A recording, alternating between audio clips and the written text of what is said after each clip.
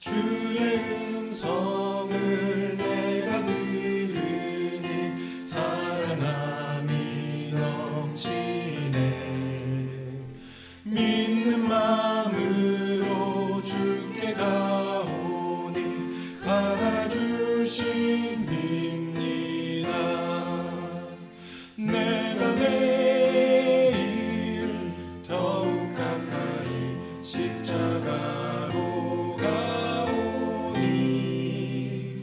구세주의 보혈 흘린 그곳에 나를 인도하소서.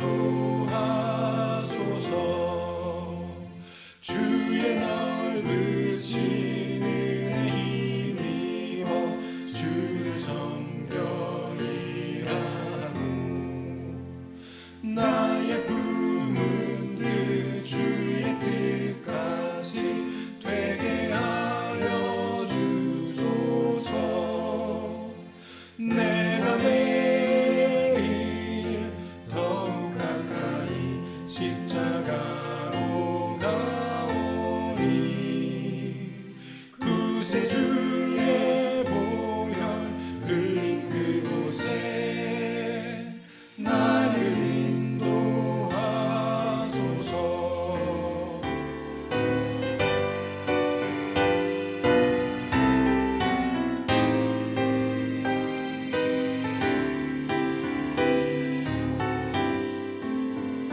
주의 안에서 얻는 기쁨은 헤아릴 수 없으며 우리 구주의 넓은 사랑은 증량할 자 없도다.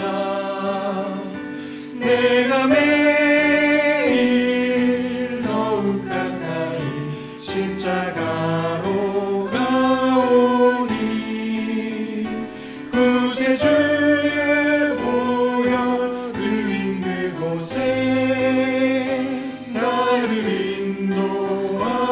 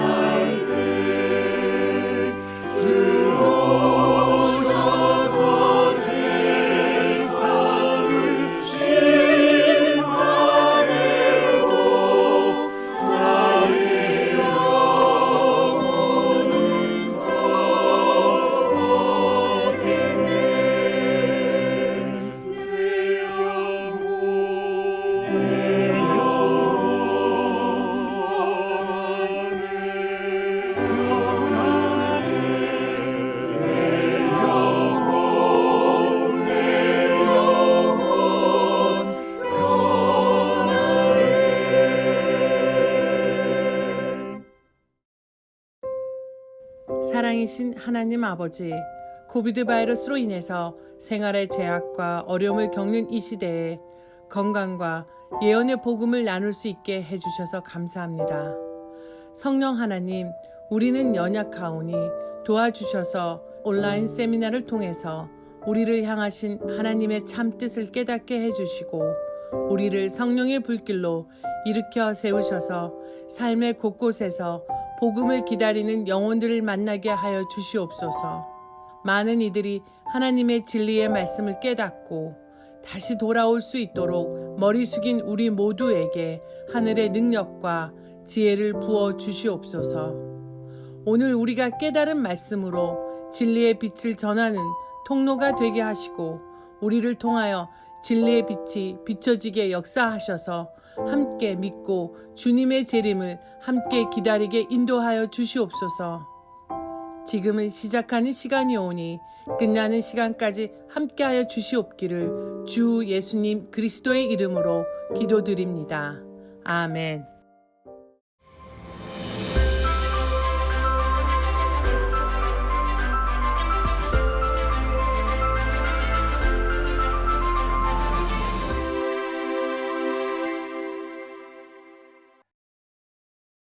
안녕하십니까, 이준원입니다. 오늘은 마지막 시간입니다. 이번 기회에 새로운 것을 실천하신 것은 있으신지요? 저는 무슨 일이 있어도 충분히 잠을 자고 운동하는 것을 실천해 보았습니다. 확실히 에너지 충전이 잘 됐어요. 첫째 시간에는 우리의 운명은 유전인자가 결정하는 것이 아니고 우리의 선택이 결정한다는 것을 배웠습니다. 그리고 우리의 삶의 가장 큰 의미는 하나님을 섬기고 이웃을 섬기는 산제사라는 것을 알게 되었습니다. 오늘도 건강기별을 통한 복음, 새로 배운 것, 내가 실천할 것, 그리고 이웃에게 나눌 것을 생각하시면서 적용하시면 오늘 강의도 값진 시간이 될 것이라고 생각을 합니다. 오늘 7번째 강의는 내 가족이 암이라면이라는 주제입니다. 암하면 가장 두려운 병이기도 하지만 우리에게 깨달음을 주는 병입니다. 특히 질병 중에서 영적인 성장에 가장 큰 기여를 하는 병입니다. 암은 마음의 응어리가 풀리지 않아 몸에 덩어리가 생기는 현상이라고 할 수 있습니다. 그만큼 마음의 상태와 암은 아주 밀접한 관계가 있습니다. 반드시 그렇지는 않지만 유방암, 위암, 대장암, 직장암, 췌장암 등이 그렇습니다. 그리고 우울증이나 영적인 의미를 상실했을 때도 암에 걸릴 수가 있습니다. 먼저 암의 증상들을 부위별로 정리해 보겠습니다. 가장 중요한 암의 증상은 증상이 없다는 것입니다. 그리고 증상이 있다면 체중 감량이 되거나 무기력해지거나 열이 나거나 통증이 있다는 것입니다. 이러한 일반적인 증상 더하기 각 부위별로 증상이 있는데요. 폐암인 경우에는 기침이나 각혈이 있고요. 유방암인 경우에는 멍울이 잡히고 멍울을 이렇게 당겼을 때 그 주위가 함몰이 된다는 것입니다.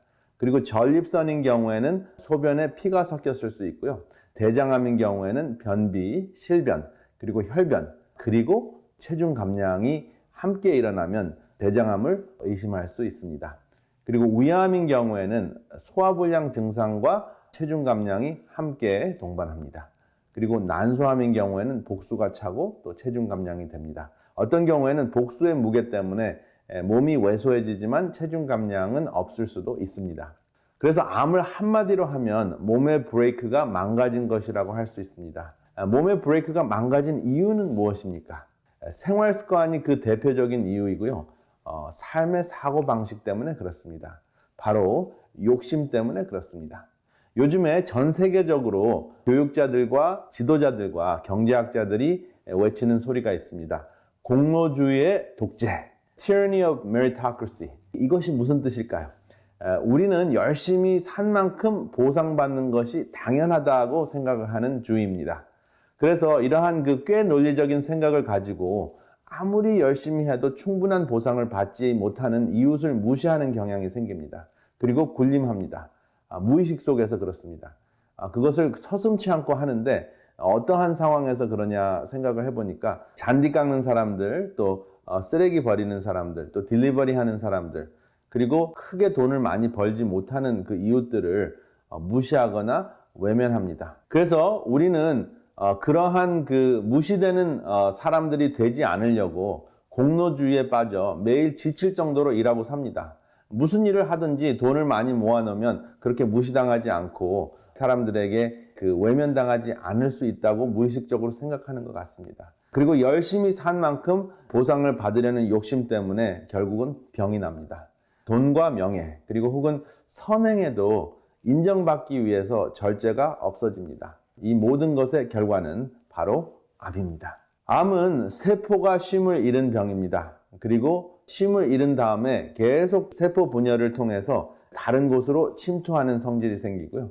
그 다음에 90%나 95% 정도의 암은 후천적인 요인에 의해서 생깁니다. 그렇다면 후성 유전학적으로 극복할 수 있다는 이야기죠. 그리고 일반적으로 암은 가장 약한 부분에서 생깁니다. 그러면 세포 속에 무엇이 문제가 생겼을까요? 바로 P53이라는 브레이크가 망가졌기 때문에 암이 생기는 것입니다. 이 P53은 대부분의 암에 문제가 생긴 것인데요. 이 P53은 일반적으로 세포가 제대로 분열을 하고 더 이상 분열이 필요 없을 때는 정지 신호를 주는 것이 P53입니다. 그런데 이 P53이 망가지면 정지 신호가 무시되면서 세포가 덩어리로 변합니다. 그것을 바로 암덩어리, 악성 종양이라고 합니다. 이 건강 법칙은 창세로부터 주어진 불변의 생명 법칙에 포함되어 있습니다. 그래서 유행을 타지 않습니다. 거룩함의 법칙입니다. 이 거룩함은 특별한 목적을 위해 구별되는 것이죠. 특별한 목적은 사랑입니다. 기쁨의 동산 에덴에서 피를 흘려야 되는 그 육식 대신에 채식을 하나님께서 권장하셨습니다. 그리고 모든 사람에게 쉼을 통해서, 특별히 안식의 쉼을 통해 구별하여 거룩하게 하셨습니다. 근데 이러한 법칙들이 무시되면서 우리에게 찾아오는 가장 무서운 질병 중에 하나가 바로 암입니다. 그리고 먹을 것이 부족했던 홍수 이후에는 육식을 허락은 하셨지만 정한 육식을 권장하셨고 피채 먹지 말라고 하셨습니다. 그런데 현대 과학을 살펴보니까 그 이유가 명확해졌습니다. 육식을 통한 피 섭취는 다음과 같은 문제가 있습니다. 피 속에는 철분을 운반해주는 햄이라는 것이 있습니다. 영어로는 힘이라고 하는데요. 논문을 보면 이 힘을 과잉 섭취하면, 한국말로는 이제 햄을 과잉 섭취를 하게 되면 직장암, 대장암, 췌장암, 폐암, 당뇨병, 그리고 심장병에 걸릴 수 있는 확률이 높아진다 하는 것이 확인이 됐습니다. 그래서 사람들이 고기를 즐겨 찾는 이유는 바로 이 힘 때문에 그렇습니다. 햄이라고도 말씀드렸죠. 근데 이것이 고기 맛을 내는 부분인데 이것을 지속적으로 많이 섭취했을 때 다양한 암과 만성질환이 생기는 것입니다. 그리고 최근에는 동물의 피와 접해서 생기는 병이 또 생겼죠. 다양한 역병들이고 또 팬데믹입니다. 바이러스와 박테리아 감염도 피와 깊은 관련이 있습니다. 코로나 바이러스와 같은 병균도 야생동물을 죽이거나 잡아먹는 과정에서 처음 시작됐습니다. 그래서 생태학자들은 성경을 인정하는 사람들이 아님에도 불구하고 채식이 미래 유행병을 막을 수 있다고 이야기합니다. 그리고 사람은 지구의 청지기이기 때문에 생태계를 보호하고 섬기고 사랑해야 될 책임이 있다고까지 이야기를 합니다. 그래서 우리가 육식을 통한 몸속에 일어날 수 있는 염증을 피하고 채식을 통해서 우리 삶이 또 우리의 몸이 쉼을 얻어야 하겠습니다. 바로 수천 년 전부터 있었던 성경의 역병과 팬데믹의 예방 법칙을 다른 사람들이 아니고 생태학자들이 이야기하는 것입니다. 얼마나 놀랍습니까? 그러면 암이 생기는 원인을 구체적으로 살펴보겠습니다. 한자를 보면 입구자가 3개가 있고 매산자가 있죠. 그래서 아침, 점심, 저녁을 산더미 같이 먹거나 또 과식, 야식, 가식을 하면 암이 생긴다라는 의미로 와닿을 수도 있습니다. 그래서 몸과 마음이 또 몸과 마음을 합한 영혼의 부절제 때문이라는 것을 우리가 알 수 있습니다. 암은 그 모습도 부절제된 세포에 증식하는 모습입니다. 그래서 어떻게 과식과 야식과 가식이 어떻게 암을 일으킬 수 있는 요인이 되는지 살펴보겠습니다. 과식을 하면 P53이 차단이 됩니다. 그래서 항암 음식으로 싸워야 합니다. 항암 음식은 무지갯빛깔 음식, 몸에 불을 끄는 음식들이죠. 그리고 대표적으로 셀레늄이 들어있는 마늘과 또 브로콜리, 그리고 P53을 강화시키는 브라질 넛을 섭취하는 것이 암 예방에 매우 중요한 생활 습관입니다. 그리고 두 번째, 암을 일으키는 야식, 굉장히 흔한 것인데요. 멜라토닌을 차단하죠. 멜라토닌이 차단이 되면 암을 억제하는 안식인자 P53이 망가집니다. 그래서 야식이 생각나면 휴식이 없어 생기는 암세포를 기억해내시기 바랍니다. 그러면 생명적 두려움이 작동하여 야식을 피하게 해줍니다. 그리고 야식의 유혹을 뛰어넘으면 진정한 밤잠을 이룰 수 있고 쉼을 이루실 수 있습니다. 그리고 회복할 수 있는 그러한 기회를 우리 몸에게 줄 수 있습니다. 또한 암을 극복하는 데 매우 중요한 것은 강력한 근육입니다. 그래서 강한 근육이 암세포를 굶긴다 하는 것 기억하시기 바랍니다. 정상세포는 또 소통을 합니다. 정상세포는 50대 50 서로 다리를 놓고 필요한 것을 나누어주는 소통을 하는데, 암세포는 세포 증식만 하고 전혀 소통을 하지 않아요. 그런데 암세포 옆에 정상적인 세포를 갖다 놓으면 정상세포가 다리를 놓는데, 암세포는 전혀 다리를 놓지 않기 때문에 정상세포가 혼자서 100%의 다리를 놓습니다. 그리고 암세포에게 가장 필요한 P53을 전달해서 암세포를 정상화시킵니다. 얼마나 놀랍습니까? 이것이 가능해지려면 정상세포가 건강해야 합니다. 여기 사진을 통해서 암세포가 정상세포에게 P53을 전달받는 모습입니다. 그러면 정상화되죠. 그래서 암 환자에게는 건강한 사람의 따스함이 또 P53을 전해줍니다.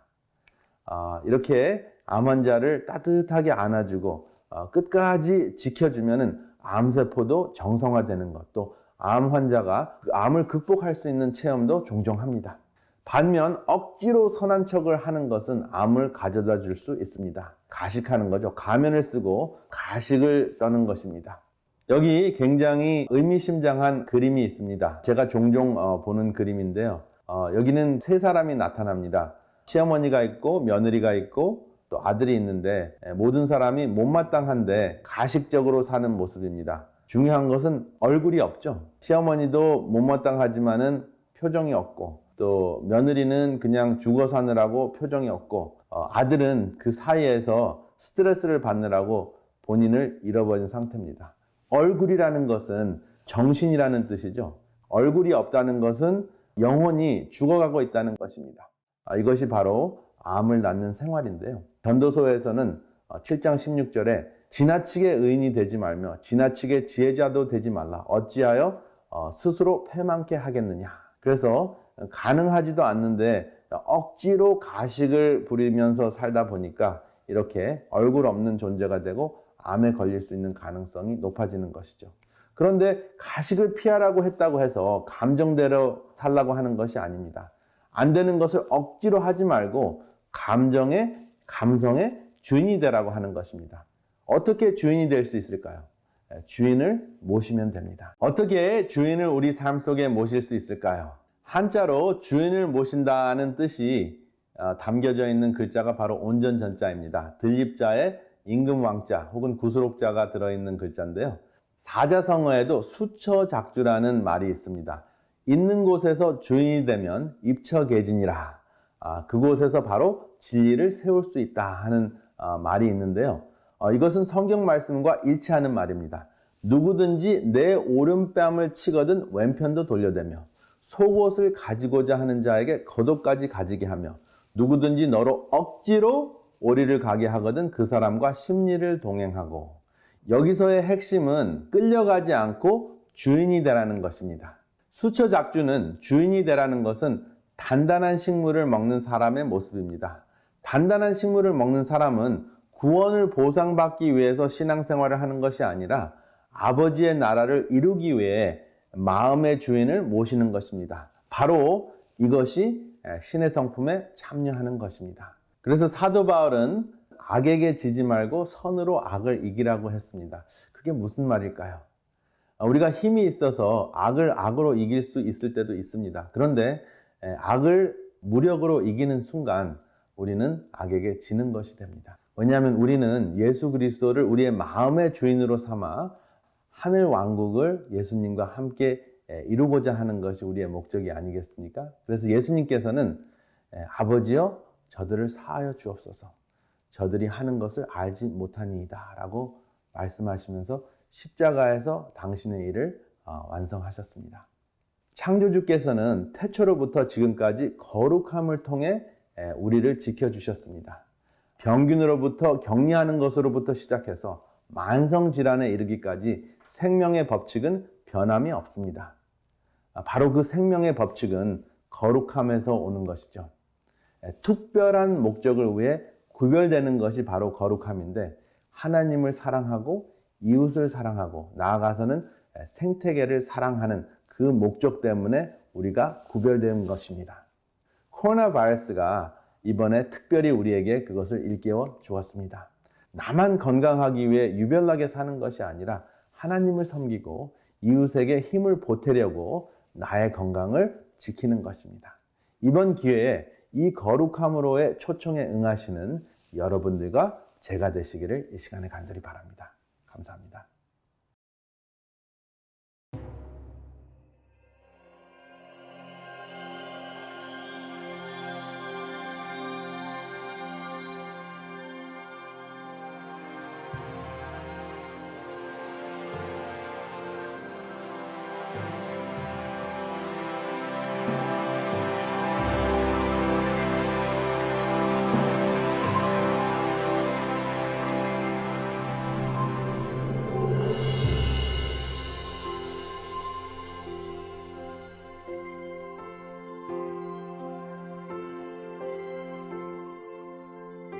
영광의 그날이 오면 저 하늘 더욱 밝으리,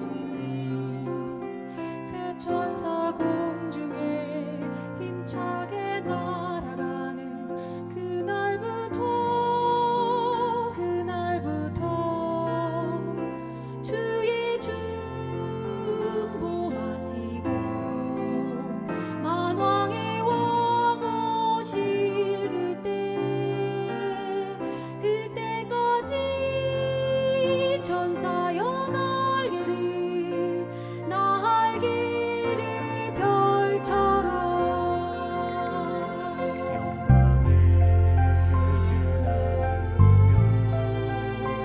온 세상 더욱 빛나리, 창조주 경배가 담대히 외쳐지는 그날부터 주의 심판 끝나고 만주의 주 오실 그때까지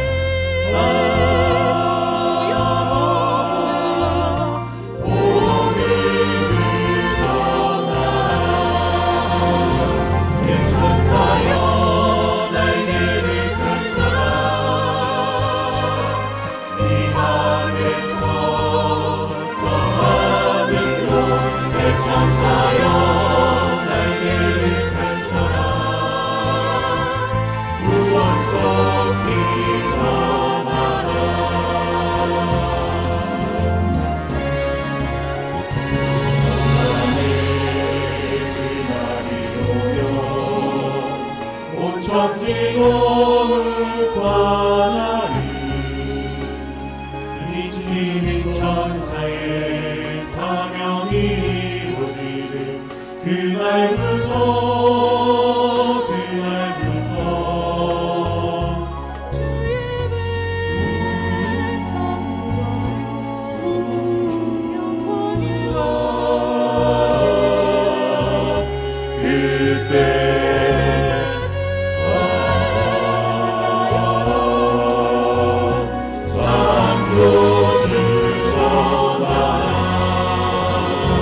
나는 나여 창조주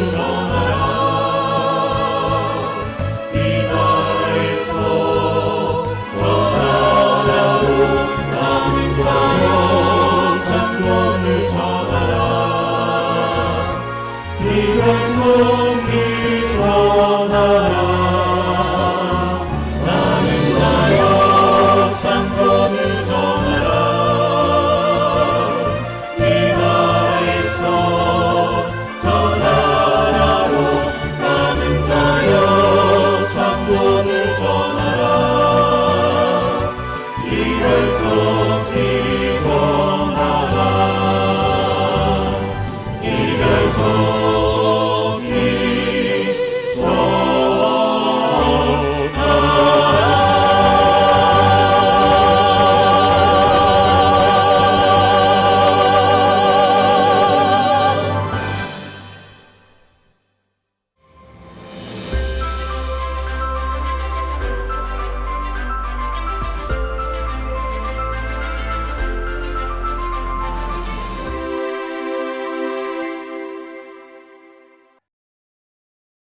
런던에서 활동하는 언론인이자 작가인 톰 필립스라는 사람이 쓴 인간의 흑역사라는 책이 있습니다. 이 책은 지나온 역사 속에서 펼쳐졌던 인간들의 놀랍고도 황당하기까지 한 실패와 어리석은 이야기들을 아주 재미있게 풀어낸 책입니다. 그는 그의 책 전쟁은 왜 하나요? 라는 챕터에서 역사상 가장 무의미했던 전쟁 탑 6를 선정해 두고 있는데요.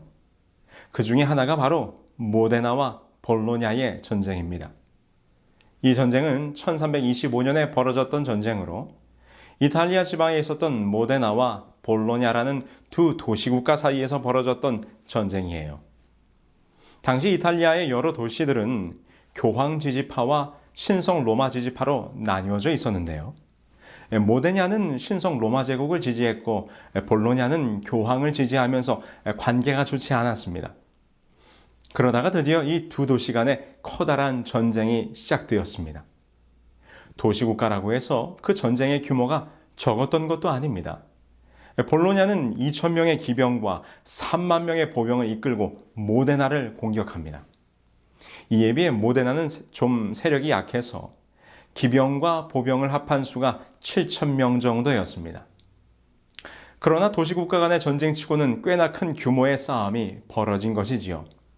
드디어 결전의 시간, 1325년 11월 15일 비장한 각오를 한 볼로냐의 군사들과 모데나의 군사들이 맞닥뜨렸습니다. 그날의 전투는 상당히 치열해서 역사의 기록에 보면 2,000명이 넘는 전사자들이 발생했다고 합니다. 그렇다면 이 싸움은 무엇 때문에 시작되었을까요? 이 싸움의 발단이 되었던 이유는 바로 이것입니다. 이 사진 속에 있는 것이 무엇일까요? 네, 맞습니다. 우물에서 물을 깃는 물양동이입니다. 싸움이 시작된 사연은 이렇습니다. 어느 날 모데나의 군인들이 볼로냐의 성으로 몰래 잠입해 들어갔다가 도시 중앙에 있던 우물의 양동이를 훔쳐서 달아나게 됩니다. 그래서 볼로냐는 모데나를 향해서 훔쳐간 양동이를 당장 내놓으라고 요청하게 됩니다. 당연히 모데나는 이 요청을 거절했지요. 이에 자존심이 상한 볼로냐가 무려 32,000명의 군사를 일으켜 싸움을 시작한 것입니다. 그런데 이 책에 보면 볼로냐는 모데나와의 싸움에서 패배합니다. 오히려 모데나의 군사들이 볼로냐 성안까지 쳐들어와 우물에 있던 양동이를 하나 더 훔쳐가게 되었다고 합니다. 그래서 이름하여 이 전쟁이 양동이 전쟁이라고 불리고 있습니다.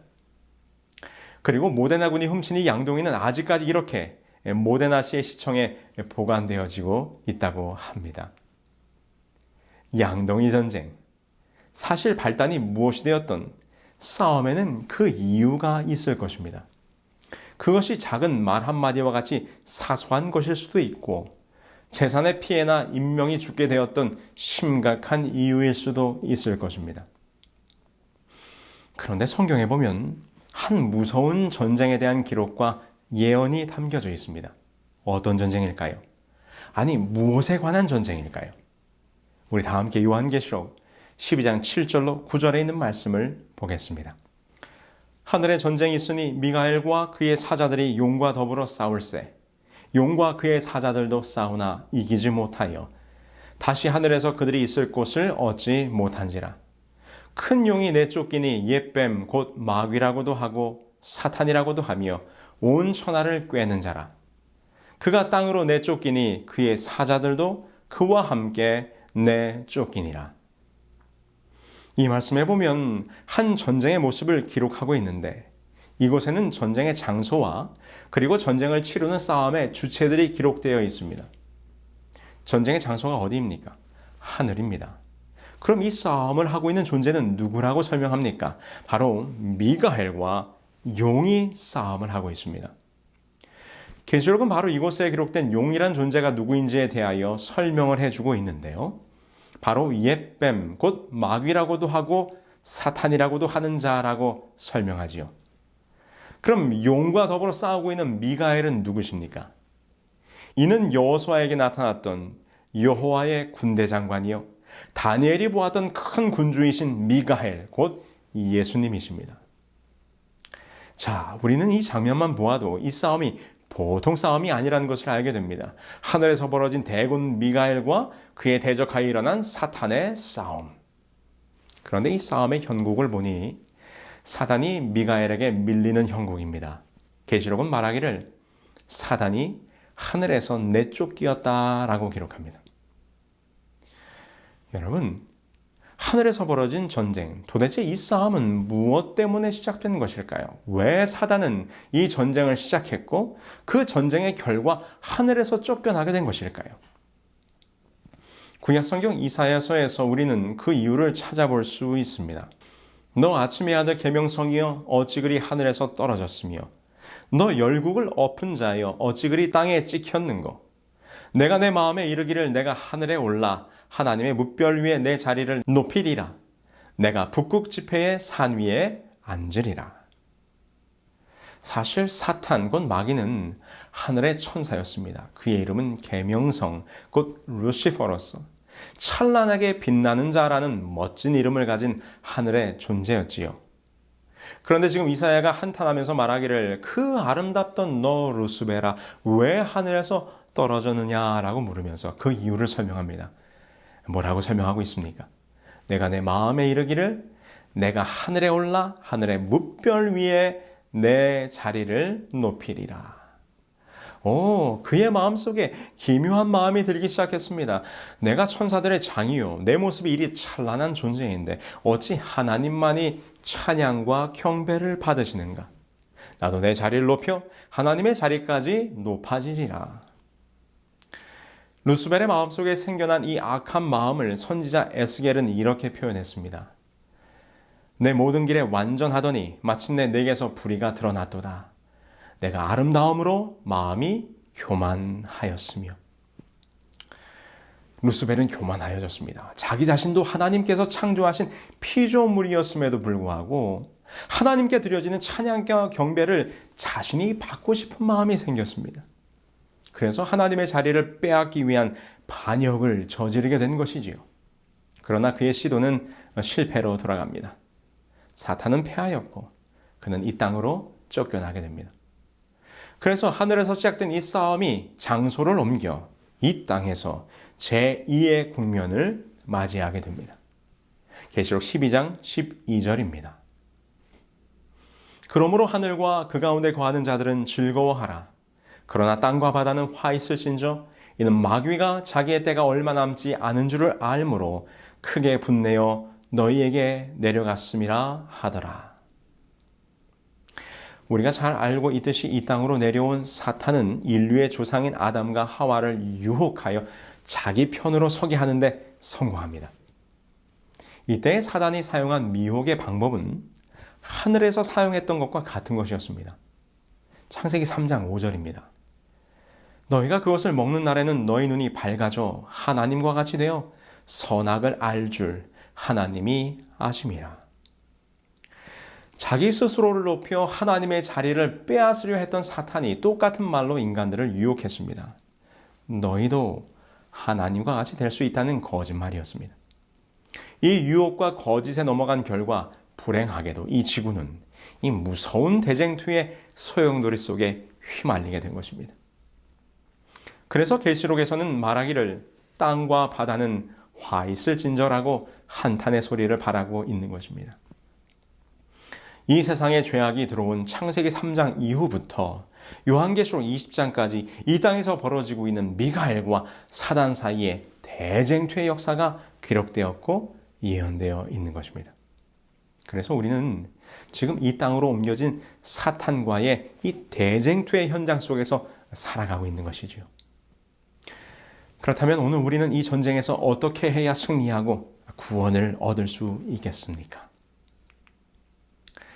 저는 어린 시절을 강원도 시골에서 자랐습니다. 지금도 그 고향에 저의 부모님들이 살고 계십니다. 어린 시절을 시골에서 보낸다는 것이 얼마나 큰 축복인지 모릅니다. 여름이면 동네 앞 강가에 나가서 하루 종일 물놀이에 어항을 놓아 물고기를 잡고, 가을이면 타작이 다 끝난 볕단들이 쌓여있는 논바닥에서 이리저리 뒹굴며 놀다 보면 하루 해가 금방 지나갑니다.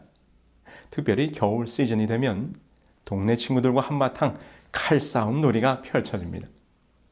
그 나무의 정식 명칭은 모르겠지만 저희는 그것을 일본 가시나무라고 불렀는데, 가지가 일자로 쭉 길게 자라기 때문에 그 나무 가지를 잘라 다듬고 손잡이에 멋지게 장식까지 만들어 놓으면 아주 근사한 나무 검으로 변신을 합니다.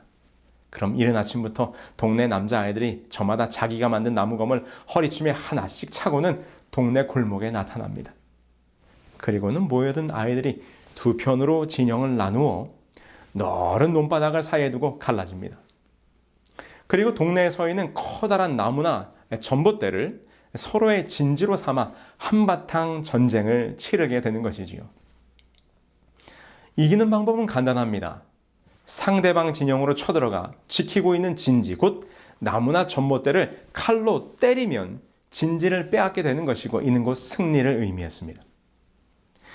그러나 진지를 빼앗는 것이 그리 호락호락한 일이 아닙니다. 왜냐하면 치밀한 전투 계획을 세우기 때문이지요. 먼저 진지를 지킬 수비조와 상대의 진지를 빼앗을 공격조로 나누어 작전을 펼칩니다.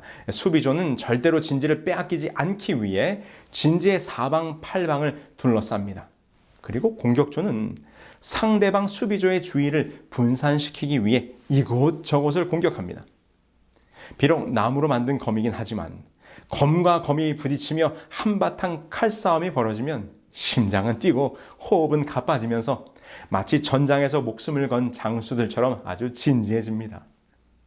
이때에 이 진지 뺏기 싸움에서 이기는 방법은 상대 수비조를 교란하여 주의를 흐트린 다음 그 빈틈으로 노리고 들어가 진지를 칼로 내려치는 것입니다.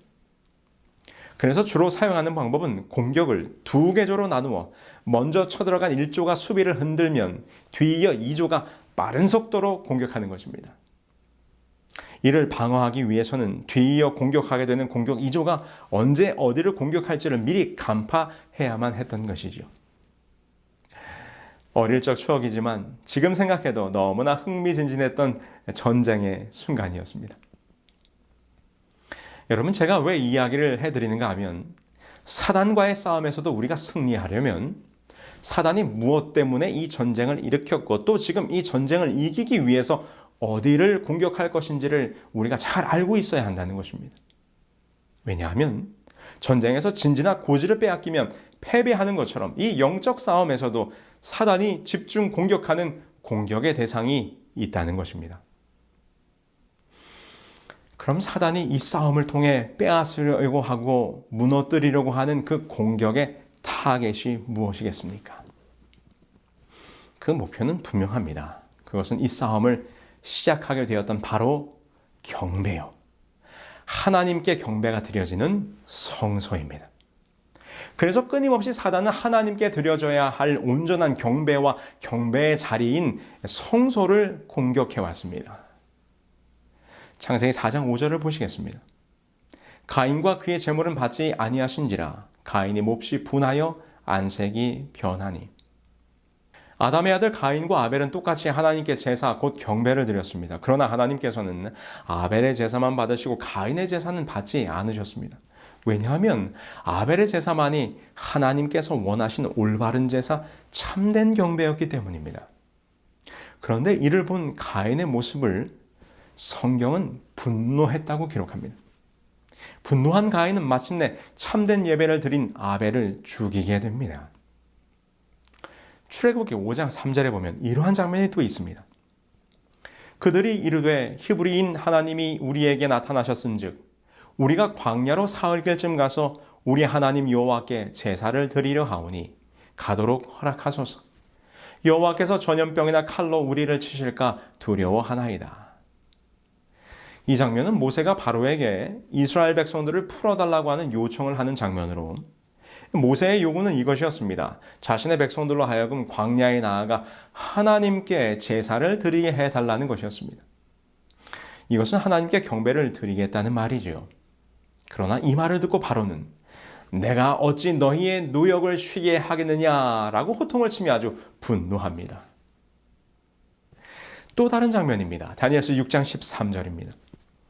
그들이 왕 앞에서 말하여 이르되 왕이여 사로잡혀 온 유다 자손 중에 다니엘이 왕과 왕의 도장이 찍힌 금령을 존중하지 아니하고 하루에 3번씩 기도하나이다.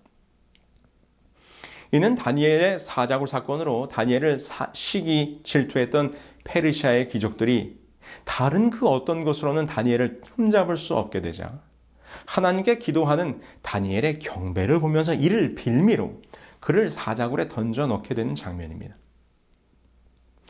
성경의 또 다른 장면을 하나 더 보겠습니다. 에스더 3장 5절로 6절입니다. 하만이 모르드게가 무릎을 꿇지도 아니하고 절하지도 아니함을 보고 매우 노하더니 그들이 모르드게의 민족을 하만에게 알림으로 하만이 모르드게만 죽이는 것이 부족하다고 생각하고 아하수에로의 온 나라에 있는 유대인 곧 모르드게의 민족을 다 멸하고자 하더라. 이 사건도 우리가 잘 아는 장면이죠. 페르시아 성 문지기로 일하던 모르드게, 그러나 그를 못마땅하게 여긴 하만이 그를 죽이고자 계략을 꾸미게 되는데 모르드게뿐만 아니라 모든 유대인들을 전멸시키고자 계획하게 됩니다. 그런데 그 이유가 무엇입니까? 모르드게가 자신에게 무릎을 꿇지도 절하지도 아니함을 보고 매우 분노하였다고 성경은 기록합니다. 이는 우상에게 절하지 아니하고 오직 여호와께만 경배하는 모르드게의 참된 경배의 모습이었던 것입니다. 여러분, 지금 구약에 기록된 이 장면들 속에서 무엇을 발견하셨습니까? 그렇습니다. 사탄은 하나님께 드리는 참된 경배와 그 예배를 보면 분노합니다. 화가 끓어오르는 것 같아요. 왜요? 이는 그 경배를 자신이 받고 싶어 하기 때문입니다. 사단은 그저 분노하는 것에서 그치지 않고 하나님을 참되게 경배하는 백성들과 그 성소를 허물고자 합니다. 그래서 가인은 분노하여 아벨을 죽인 것입니다. 사단은 애굽의 바로를 충동질하여 하나님의 백성들을 죽이고자 하였습니다. 이는 태어나는 남자아이를 다 죽여 그 백성의 대를 끊으려고 했던 모습에서 볼 수 있습니다. 그러나 하나님께서는 모세를 택하여 하나님을 참되게 경배하는 당신의 백성을 인도해 내십니다. 그러자 이번에는 바벨론을 일으켜 당신의 백성들과 성소를 공격합니다. 다니엘 1장 2절이지요. 주께서 유다왕 여호야김과 하나님의 전 그릇 얼마를 그의 손에 넘기심에 그가 그것을 가지고 신할 땅 자기 신들의 신전에 가져다가 그 신들의 범을 창고에 두었더라. 바벨론이 쳐들어와 하나님의 성전을 공격하고 약탈했다고 성경은 기록합니다. 그런데 흥미로운 것은 그들이 여호와의 성소에 있는 물건들을 약탈하여 자기들의 신전으로 가져갔다는 것입니다. 여기서 더 놀라운 것은 바벨론의 신전인 에사길라가 하나님의 전인 예루살렘 성전과 구조뿐만 아니라 제사 방법도 매우 흡사하게 만들어졌다는 것입니다. 고대 이집트와 바벨론의 종교라는 책 459페이지에 보면 이런 설명이 있습니다. 바벨론 신전은 솔로몬의 성전과 거의 흡사하였다. 바벨론 신전도 2개의 뜰과 제사장들을 위한 방들과 성소와 지성소를 갖고 있다. 겉모양이 건축미나 설계상의 다양성도 없는 직사각형의 궤짝과 같다는 점에서도 같다. 심지어 기구의 세목에서도 같다. 바벨론 신전의 2제단이 예루살렘 전에도 있고 시은좌며 진설병의 떡상도 그렇다. 참 흥미롭지 않습니까? 사탄은 항상 이렇게 하나님께 드려질 참된 경배의 모조품을 만들어 그 경배를 자신이 가로채는 일을 하고 있는 것입니다. 더 놀라운 것은 바벨론과의 전쟁을 통하여 실제적인 성소를 공격했다면 이제 바벨론인의 언어와 학문과 종교를 통하여 사람의 마음 성소를 공격합니다. 다니엘 1장 3절로 4절입니다. 왕이 환관장 아스브나스에게 말하여 이스라엘 자손 중에서 왕족과 귀족 몇 사람 곧 흠이 없고 용모가 아름다우며 모든 지혜를 통찰하며 지식에 통달하며 학문에 익숙하여 왕궁에 설만한 소년을 데려오게 하였고, 바벨론은 이스라엘 백성들을 포로로 잡아갔습니다. 그리고 여러 가지 방법을 통하여 그들의 마음 성소에서 하나님을 지우려고 시도합니다. 교육을 통하여, 식생활을 통하여 그들의 이름을 바꿈으로.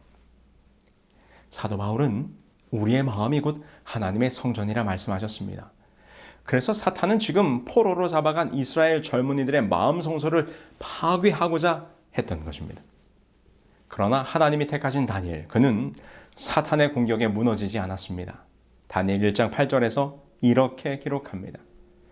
다니엘은 뜻을 정하여 왕의 음식과 그가 마시는 포도주로 자기를 더럽히지 아니하리라 하고 자기를 더럽히지 아니하도록 환관장에게 구하니. 다니엘은 뜻을 정하였습니다. 이 부분을 히브리어의 의미대로 해석하면 바셈 다니엘 알리보, 다니엘은 그 마음에 두었다.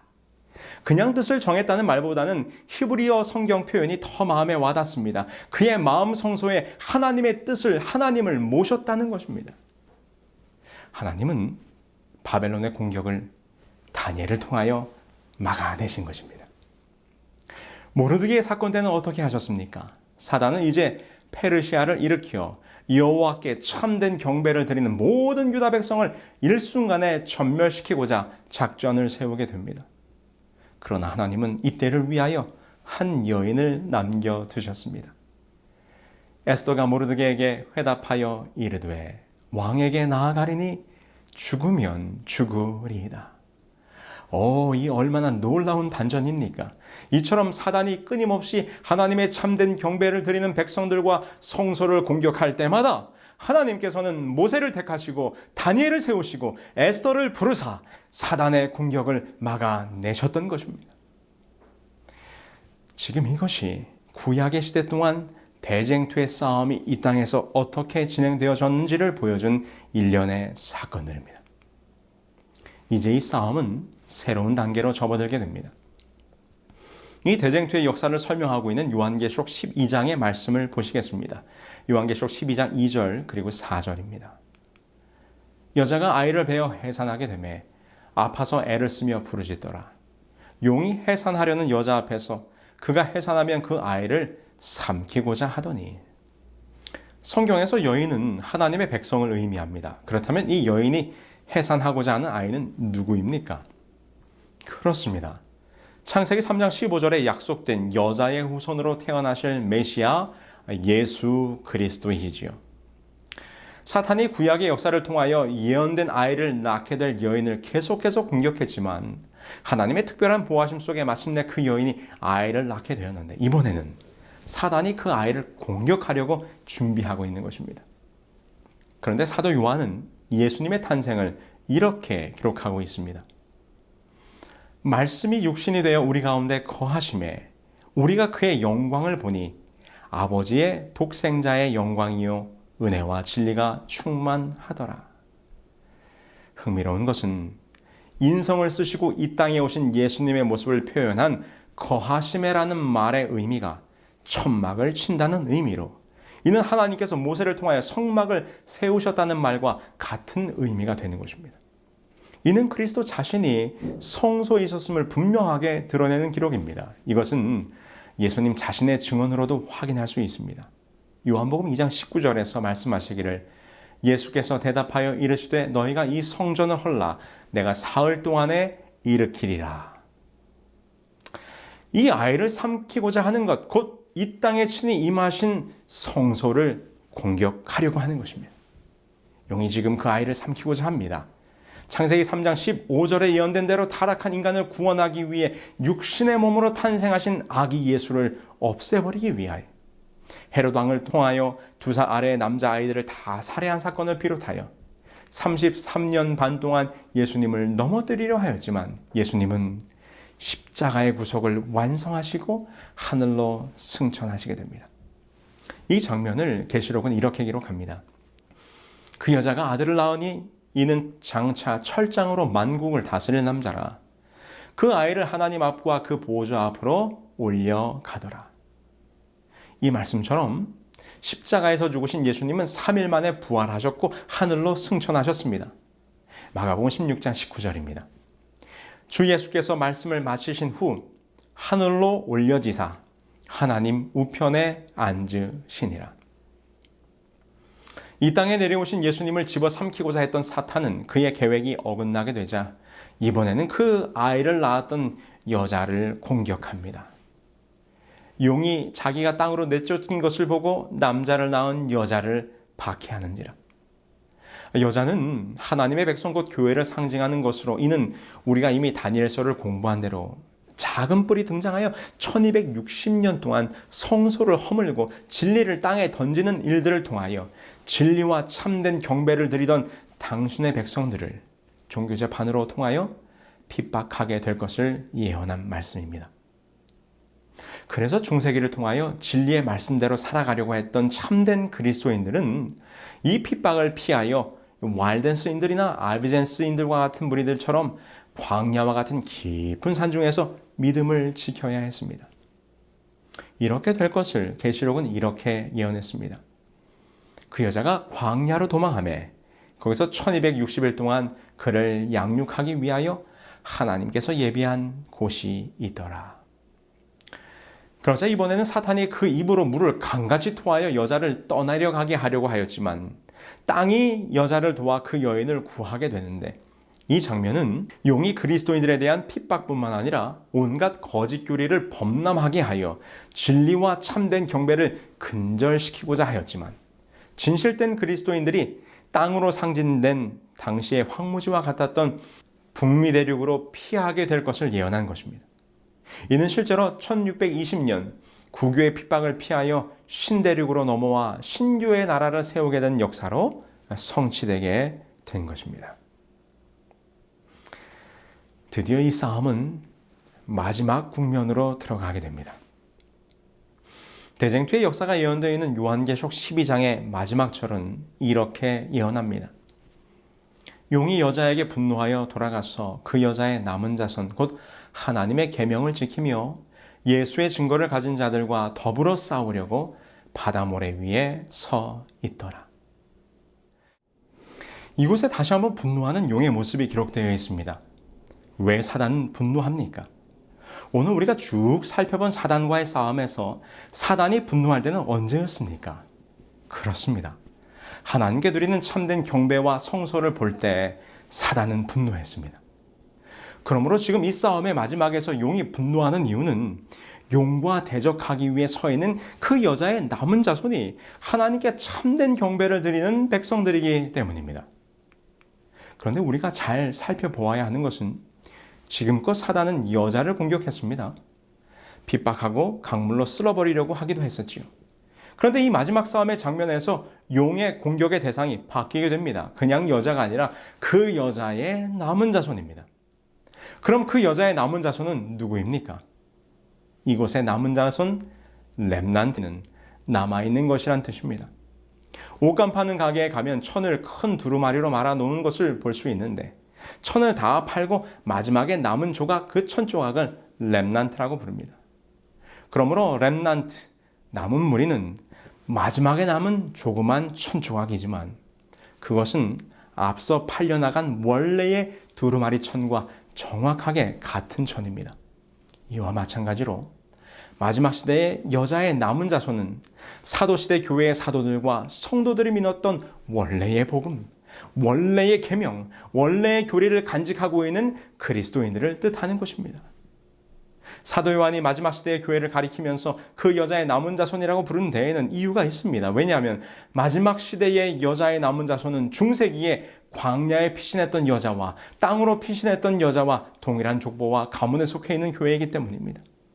중세기에 성도들을 핍박하던 교회는 하나님의 교회가 아니었습니다. 중세기에 태양신의 교리를 받아들인 교회는 하나님의 교회가 아니었습니다. 초대교회의 신앙은 중세기에 광야로 피신해서 진리를 지켰던 여자에게 전달되었고, 그 신앙이 16세기 종교개혁자들에게 전달되었으며, 그 신앙이 17세기에 미국으로 피신하는 여자에게 전달되었고, 그 신앙이 이 시대의 여자의 남은 자손에게 전달되었는데, 사도 요한은 그들을 가리켜 하나님의 계명을 지키며 예수 증거를 가진 자들이라고 부른 것입니다. 이는 곧 여호와 하나님을 참되게 경배하는 남은 자들이 있을 것이란 말입니다.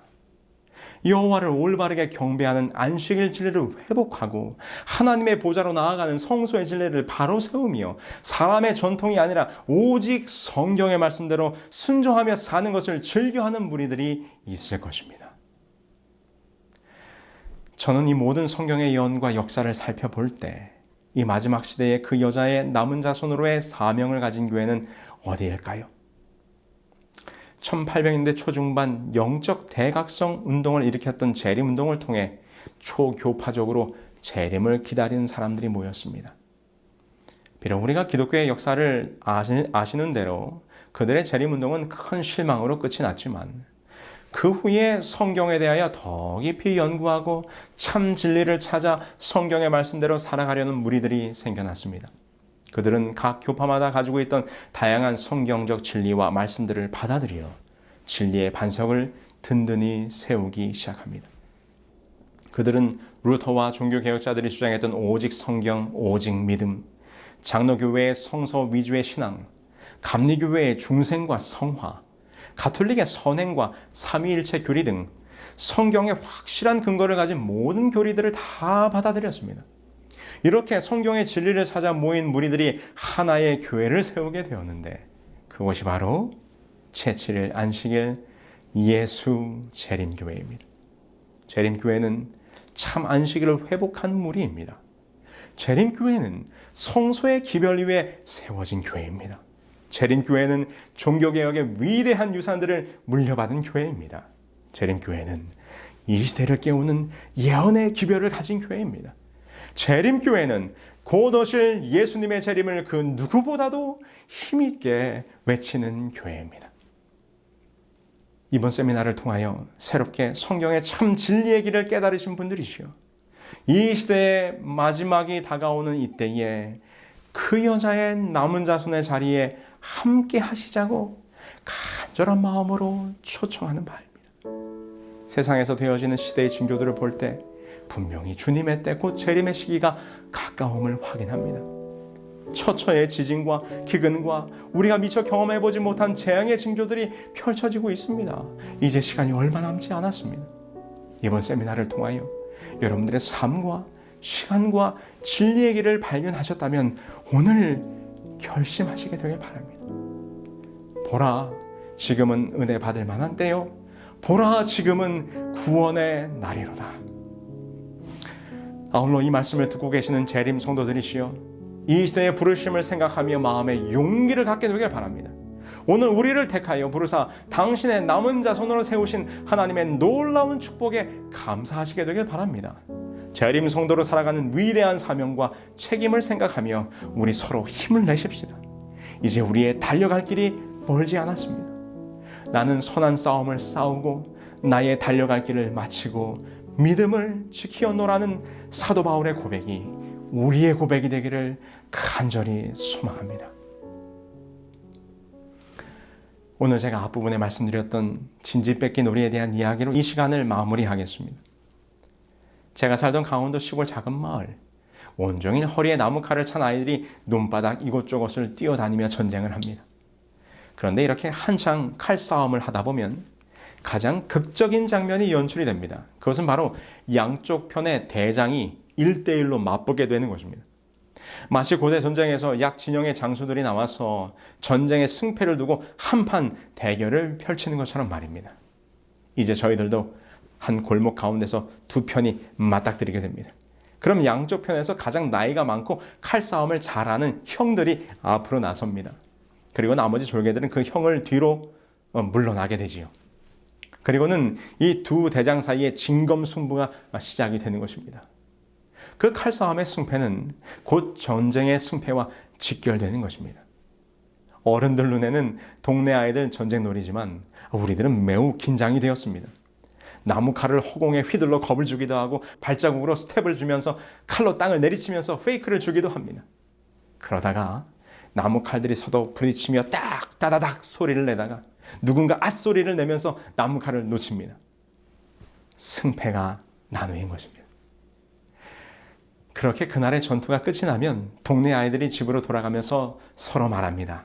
야, 아까 봤냐? 그 형 칼싸움 하는 거? 역시 누구 형이 잘해. 이긴 편 아이들은 승리의 기쁨을 가지고 집으로 돌아가는 것이지요. 사랑하는 여러분들이시여, 세상이 혼란하며 놀랄만한 일들이 펼쳐지고 사단의 악한 영은 더욱 분노하여 우리를 공격할지라도 두려워 말고 겁내지 마시기 바랍니다. 우리 편에는 여호와의 군대 장관이신 미가엘이 함께 하십니다. 영광의 왕이 누구시냐? 강하고 능한 왕이시요 전쟁에 능한 여호와시로다. 우리는 그저 예수님의 편에 서 있기만 하면 되는 것입니다. 그분께서 우리를 위하여 싸우실 것이요 사단과의 이 우주적인 대쟁투는 대군 미가엘 곧 그리스도의 승리로 끝나게 될 것입니다. 주께서는 이렇게 약속해 주셨습니다. 세상에서는 너희가 환난을 당하나 담대하라, 내가 세상을 이기었노라. 사랑하는 여러분들이시여, 어느 편에 서야 하시겠습니까? 이미 이긴 전쟁, 그 승패가 결정된 이 대쟁투의 역사, 그 마지막에 절대로 지는 편이 아니라 반드시 승리하시는 하나님의 편, 그 여자의 남은 자손으로 서야 하지 않겠습니까? 오늘 여러분들에게 마음을 담아 초청합니다. 이 시대의 마지막에 가까웠습니다. 이 전쟁은 이제 막바지에 이르렀습니다. 이번 예언 세미나를 통하여 함께 하셨던 여러분들 모두가 참 진리의 교회, 그 여자 중에서도 하나님께서 택하신 남은 자손이 되기로 결심하시기를 간절히 소망합니다.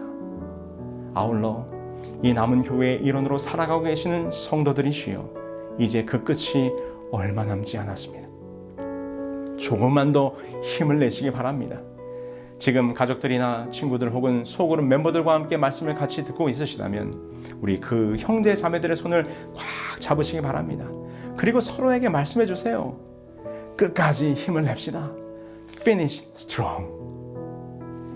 주님 오시는 그날까지 이 진리의 교회와 함께 끝까지 견디심으로 우리의 삶과 신앙과 인생의 시간을 저 하늘을 향하여 고정하시게 되기를 간절히 소망합니다. 그래서 머지않아 이 대쟁투가 종결되는 그 순간 우리 모두 하나님의 편에서 이기는 자로 함께 서기를 바라면서 오늘 말씀을 마치겠습니다. 그들은 모두 주가 필요해. 모두 알게 되리 사랑의 주님.